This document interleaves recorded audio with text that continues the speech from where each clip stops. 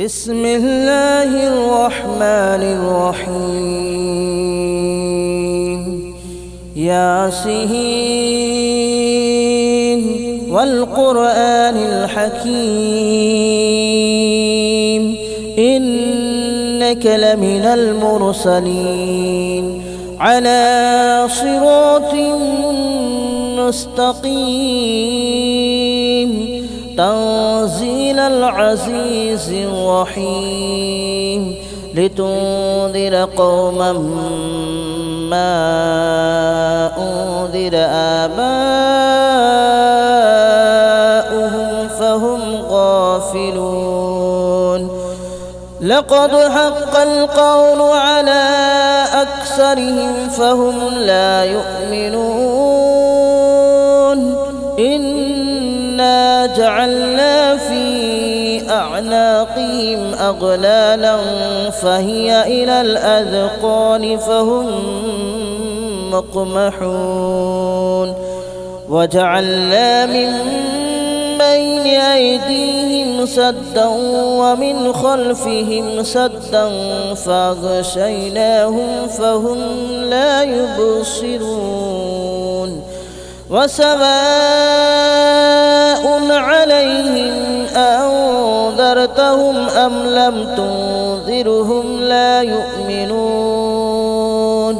إنما تنذر من اتبع الذكر وخشي الرحمن بالغيب فبشره بمغفرة وأجر كريم إنا نحن نحيي الموتى ونكتب ما قدموا وآثارهم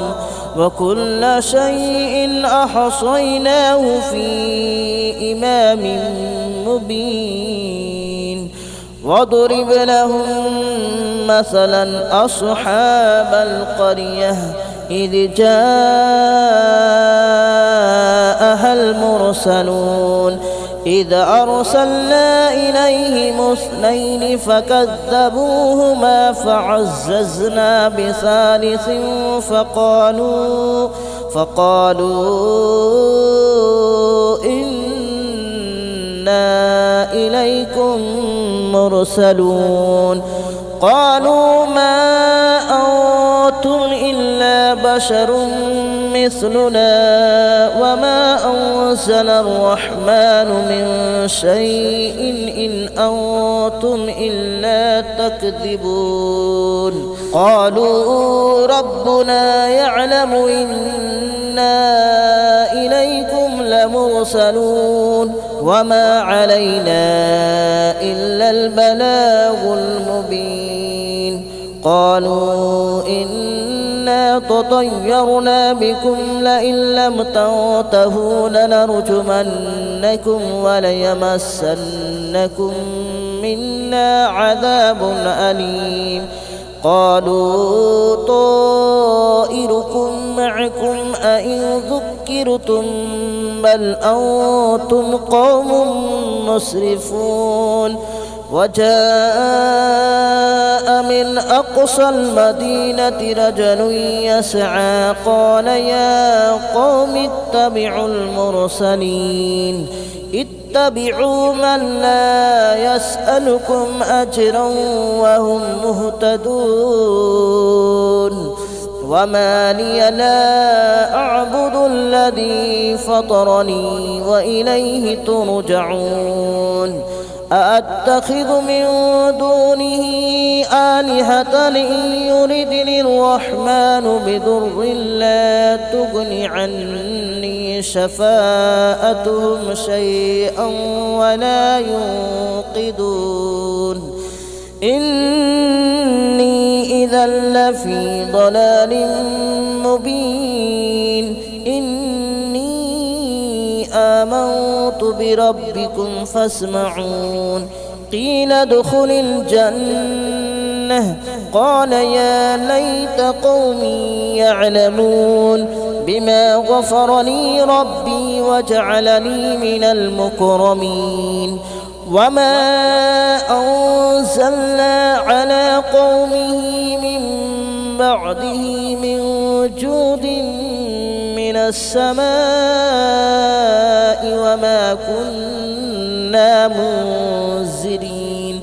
إن كانت إلا صيحة واحدة فإذا هم خامدون يا حسرة على العباد ما يأتيهم من رسول إلا كانوا به يستهزئون ألم يروا كم أهلكنا قبلهم من القرون أنهم إليهم لا يرجعون وإن كل لما جميع لدينا محضرون وآية لهم الأرض الميتة أحييناها وأخرجنا منها حبا فمنه يأكلون وجعلنا فيها جنات من نخيل وأعناب وفجرنا فيها من العيون ليأكلوا من ثمره وما عملته أيديهم أفلا يشكرون سبحان الذي خلق الأزواج كلها مما تنبت الأرض ومن أنفسهم ومما لا يعلمون وآية لهم الليل نسلخ منه النهار فإذا هم مظلمون والشمس تجري لمستقر لها ذلك تقدير العزيز العليم والقمر قدرناه منازل حتى عاد كالعرجون القديم لا الشمس ينبغي لها أن تدرك القمر ولا الليل سابق النهار وكل في فلك يسبحون وآية لهم ألا حملنا ذريتهم في الفلك المشحون وخلقنا لهم من مثله ما يركبون وإن نشأ نغرقهم فلا صريخ لهم ولا هم ينقذون إلا رحمة منا ومتاعا إلى حين وإذا قيل لهم اتقوا ما بين أيديكم وما خلفكم لعلكم ترحمون وما تأتيهم من آية من آيات ربهم إلا كانوا عنها معرضين وإذا قيل لهم أنفقوا مما رزقكم الله قال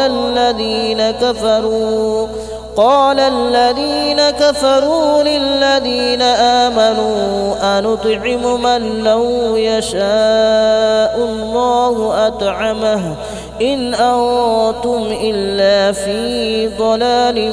مبين ويقولون متى هذا الوعد إن كنتم صادقين ما ينظرون إلا صيحة واحدة تأخذهم وهم يخصمون فلا يستطيعون توصية ولا إلى أهلهم يرجعون ونفخ في الصور فإذا هم من الأجداث إلى ربهم ينسلون قالوا يا ويلنا من بعثنا من مرقدنا هذا ما وعد الرحمن وصدق المرسلون إن كانت إلا صيحة واحدة فإذا هم جميع لدينا محضرون فاليوم لا تظلم نفس شيئا ولا تجزون إلا ما كنتم تعملون إن أصحاب الجنة اليوم في شغل فاكهون هم وأزواجهم في ظلال على الأرائك متكئون لهم فيها فاكهة ولهم ما يدعون سلام قولا من رب رحيم وامتازوا اليوم أيها المجرمون ألم أعهد إليكم يا بني آدم ألا تعبدوا الشيطان ألم أعهد إليكم يا بني آدم ألا تعبدوا الشيطان إنه لكم عدو مبين وأن اعبدوني هذا صراط مستقيم ولقد أضل منكم جبلا كثيرا أفلم تكونوا تعقلون هذه جهنم التي كنتم توعدون اصلوها اليوم بما كنتم تكفرون اليوم نختم على أفواههم وتكلمنا أيديهم وتشهد أرجلهم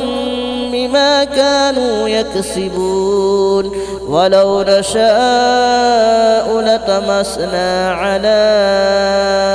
أعينهم فاستبقوا الصراط فأنى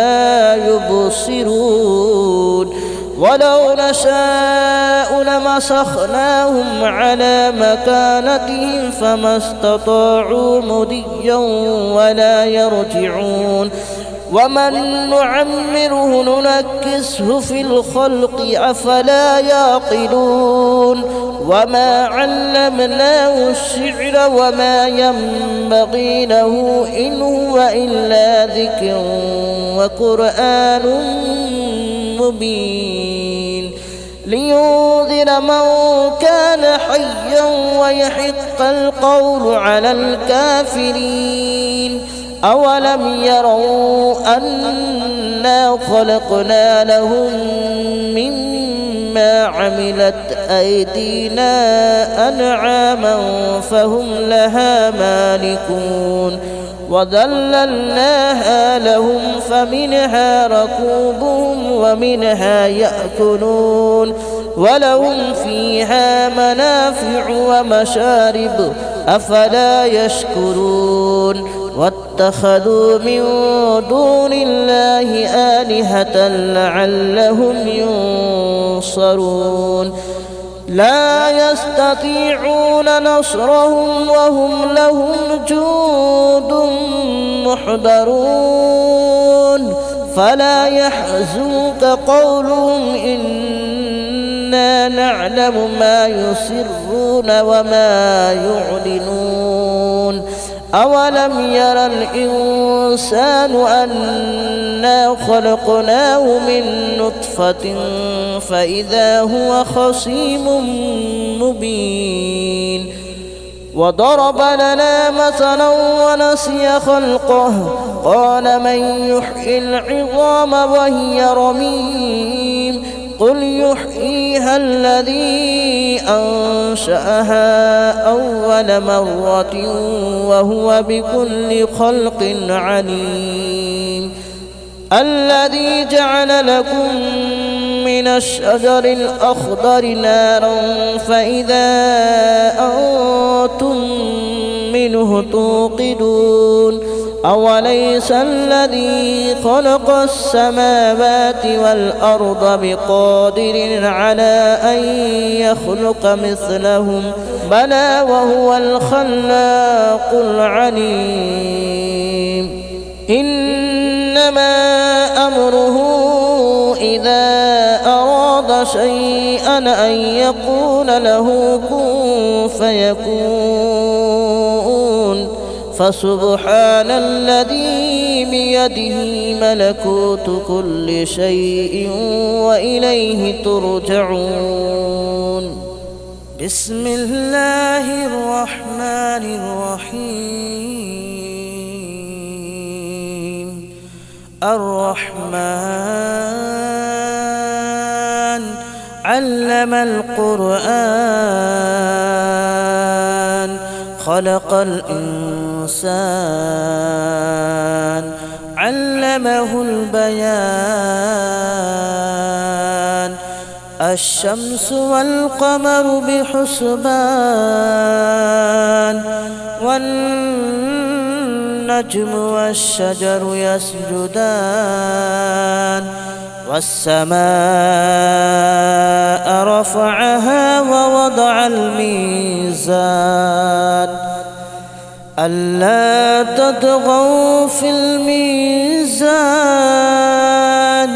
وأقيموا الوزن بالقسط ولا تخسروا الميزان.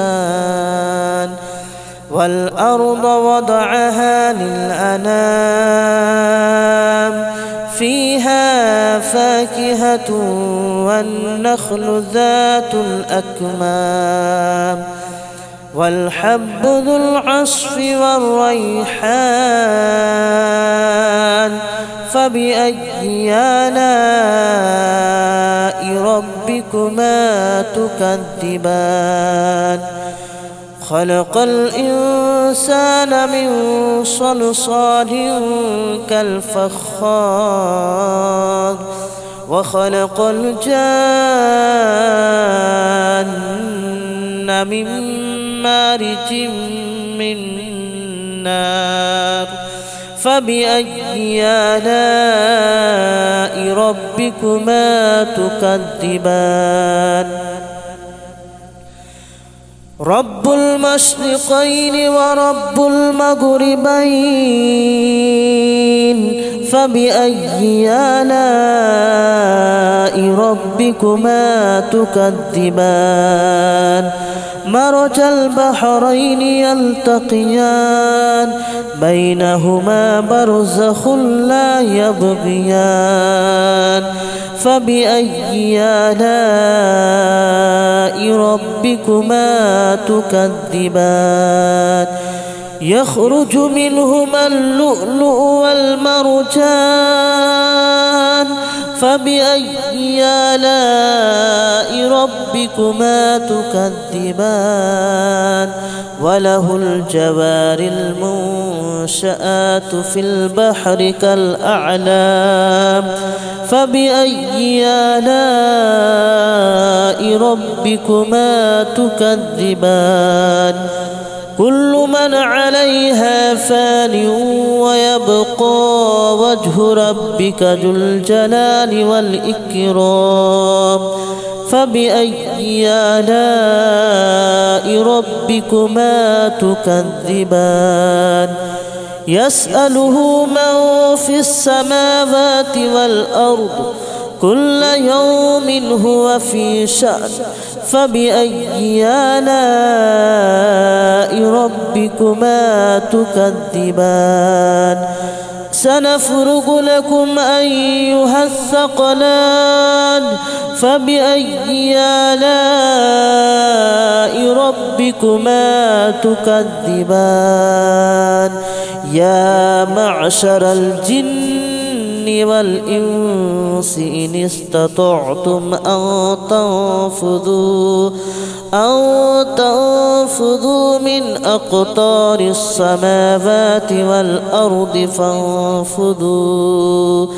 لا تنفذون إلا بسلطان. فبأي آلاء ربكما تكذبان. يرسل عليكما شواظ من نار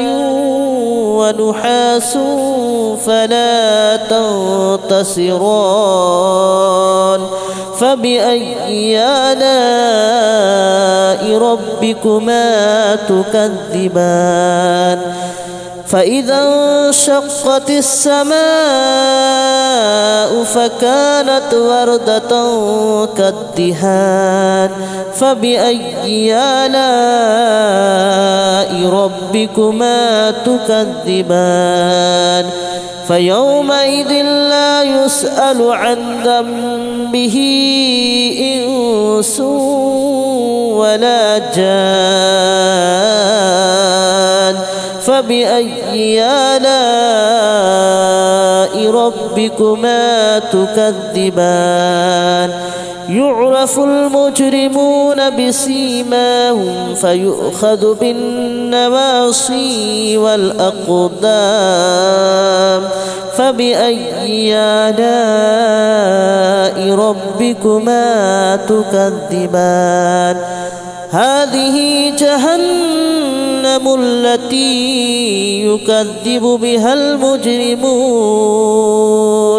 يطوفون بينها وبين حميم آن فبأي آلاء ربكما تكذبان ولمن خاف مقام ربه جنتان فبأي آلاء ربكما تكذبان ذواتا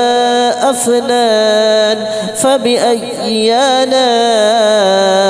ربكما تكذبان فيهما عينان تجريان فبأي آلاء ربكما تكذبان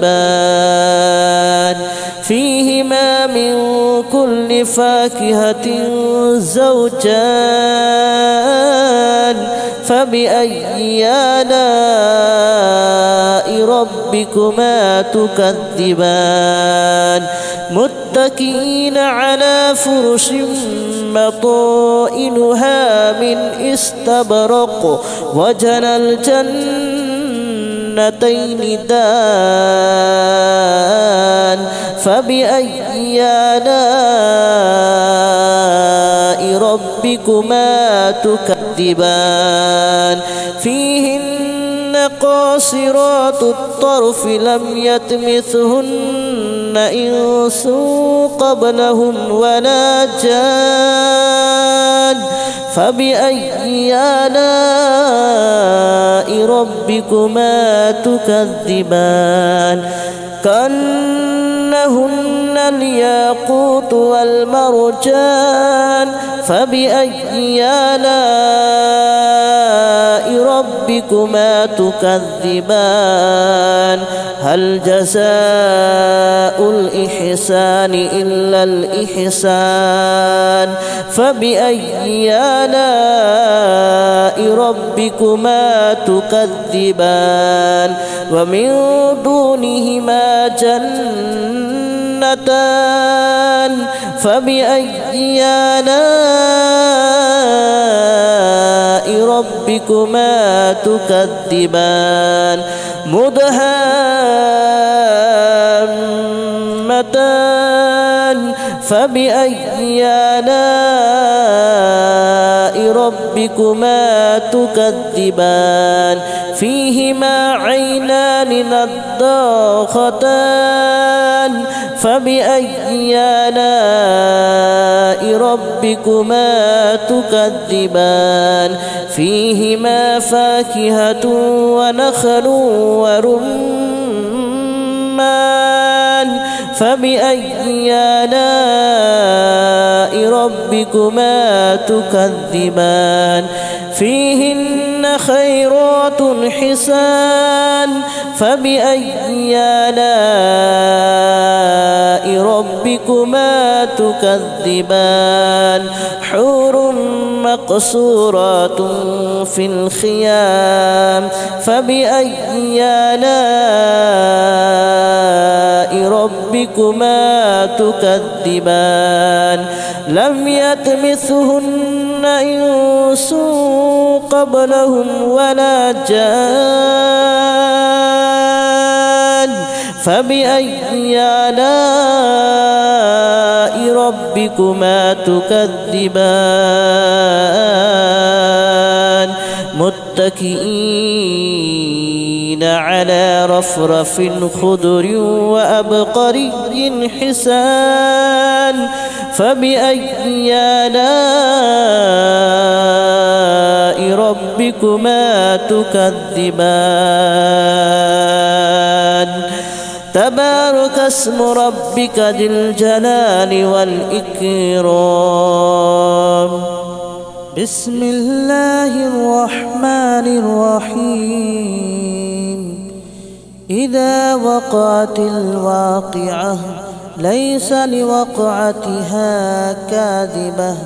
خافضة رافعة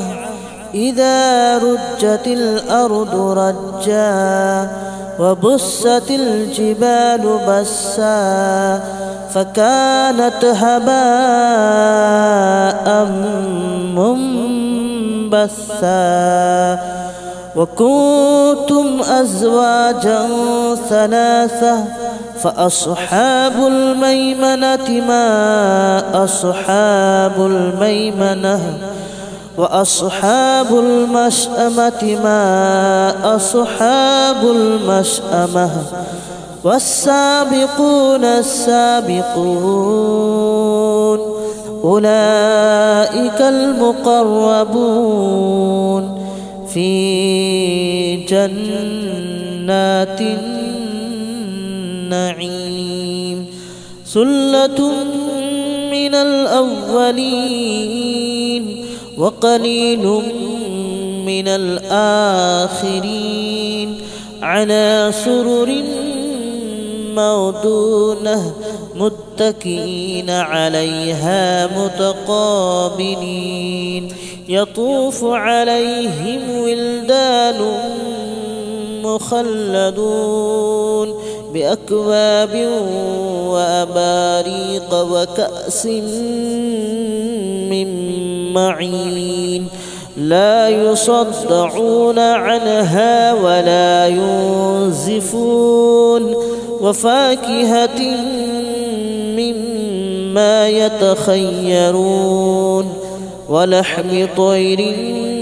مما يشتهون وحور عين كأمثال اللؤلؤ المكنون جزاء بما كانوا يعملون لا يسمعون فيها لغوا ولا تأثيما إلا قليلا سلاما سلاما وأصحاب اليمين ما أصحاب اليمين في سدر مخضود وطلح منضود وظل ممدود وماء مسكوب وفاكهة كثيرة لا مقطوعة ولا ممنوعة وفرش مرفوعة إنا أنشأناهن إن شاء فجعلناهن أبكارا عربا أترابا لأصحاب اليمين ثلة من الأولين وثلة من الآخرين وأصحاب الشمال ما أصحاب الشمال في سموم وحميم وظل من يحموم لا بارد ولا كريم إنهم كانوا قبل ذلك مترفين وكانوا يصرون على الحنث العظيم وكانوا يقولون أئذا متنا وكنا كنا ترابا وعظاما أئنا لمبعوثون أو آباؤنا الأولون قل إن الأولين والآخرين لمجموعون إلى ميقات يوم معلوم ثم إنكم أيها الضالون المكذبون لآكلون من شجر من زقوم فمالئون منها البطون فشاربون عليه من الحميم فشاربون شرب الحميم هذا نزلهم يوم الدين نحن خلقناكم فلولا تصدقون أفرأيتم ما تمنون أأنتم تخلقونه أم نحن الخالقون نحن قدرنا بينكم الموت وما نحن بمسبوقين على أن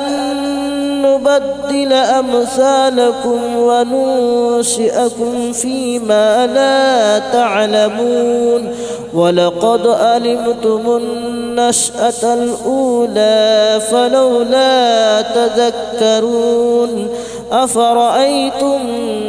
ما تحرثون أأنتم تزرعونه أم نحن الزارعون لو نشاء لجعلناه هطاما فظلتم تفكهون إنا لمغرمون بل نحن محرومون أفرأيتم الماء الذي تشربون أأنتم أنزلتموه من المزن أم نحن المنزلون لو نشاء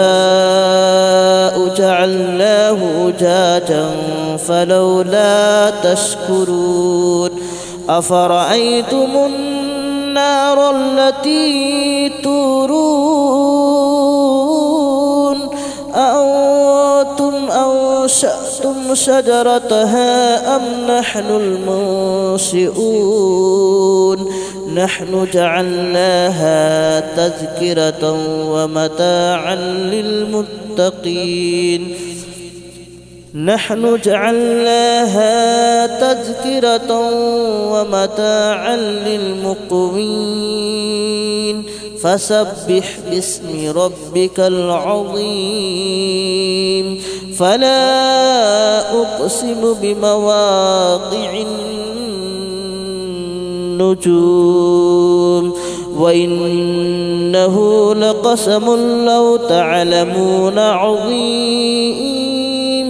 إنه لقرآن كريم في كتاب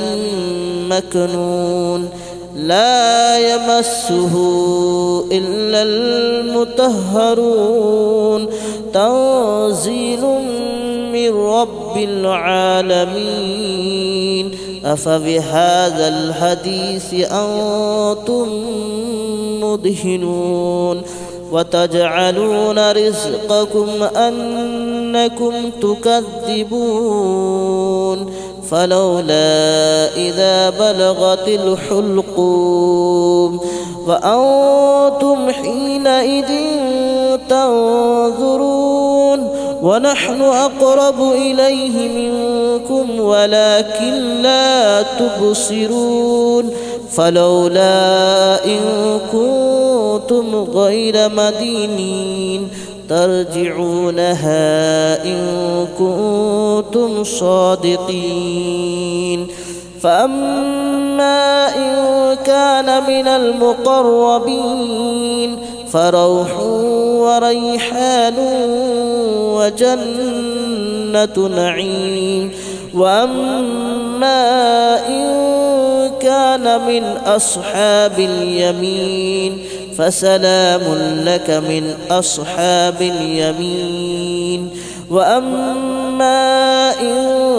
كان من المكذبين الضالين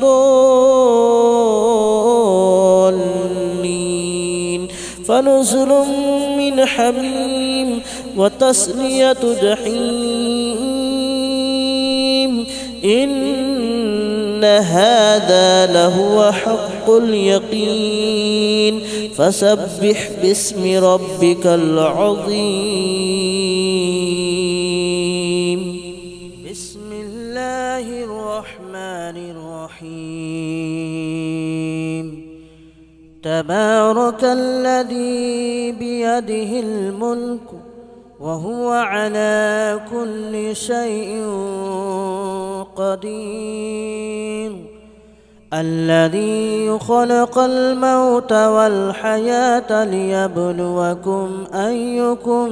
أحسن عملا وهو العزيز الغفور.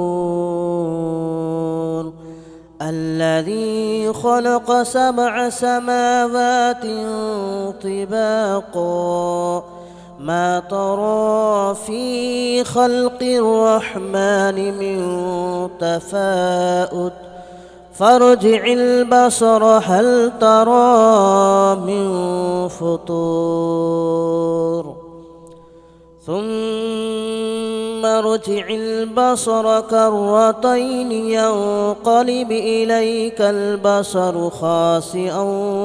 وهو حسير. ولقد زينا السماء الدنيا بمصابيح وجعلناها رجوما للشياطين وأعتدنا لهم عذاب السعير. وللذين كفروا بربهم عذاب جهنم وبئس المصير. إذا ألقوا فيها سمعوا لها شهيقا وهي تفور تكاد تميز من الغيظ كلما ألقي فيها فوج سألهم خزنتها ألم يأتكم نذير قالوا بلى قد جاءنا نذير فكذبنا وقلنا ما نزل الله من شيء إن أنتم إلا في ضلال كبير. وقالوا لو كنا نسمع أو نعقل ما كنا في أصحاب السعير فاعترفوا بذنبهم فسحقا لأصحاب السعير. إن الذين يخشون ربهم بالغيب لهم مغفرة وأجر كبير. وأسروا قولكم أو اجهروا به إنه عليم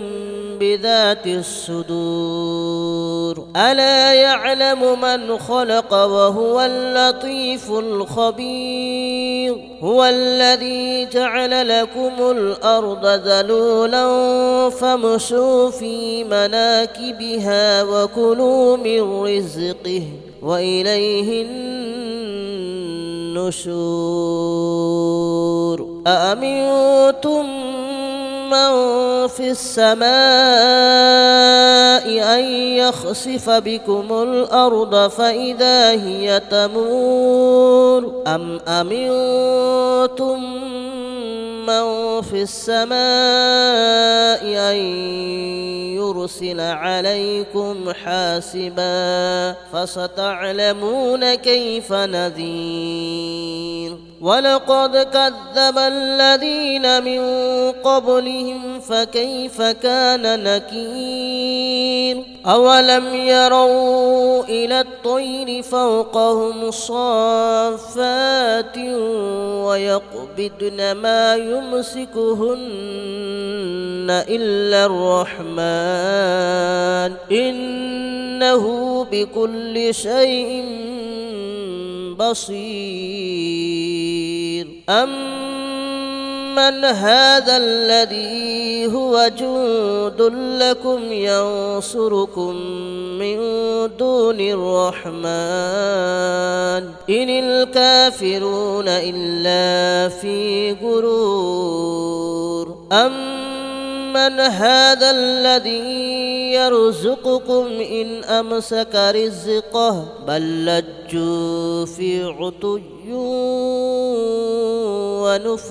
ونفور أفمن يمشي مكبا على وجهه أهدى أمن يمشي سويا على صراط مستقيم قل هو الذي أنشأكم وجعل لكم السمع والأبصار والأفئدة قليلا